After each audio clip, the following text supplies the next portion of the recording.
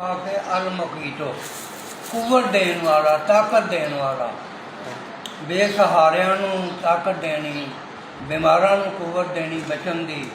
ते हज़रत शाफी साहब ने जेड़ा लिखिया है ना शेर, वो ये कि वो देता है कुव्वत सदा जिस्मो जान को, वो बांटता है अनवार से आसमां को, सदा रहमतों की बहारों में शाफी, वो करता है रोशन मेरे आशियाँ।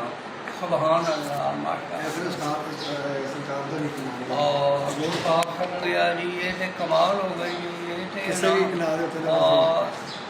आपका नाम मुबारक जड़ा है ना, हजूर पाक नबी करीम सल्लल्लाहु अलैहि वसल्लम आखिरी नबी सरकारी मदीना का एक नाम है रसूलन। ये सदाकत है कि आप रसूल है।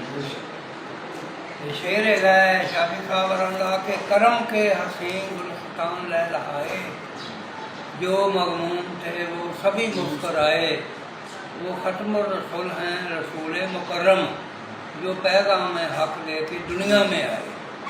और रसूल का मैना है जी लिया के देन वाला, नस्ल के विचों निकलिया है, गुरदान के विचों आखिरी रसूल उन्होंने लिया के अल्लाह का पैगाम दिता। आप तो बैठ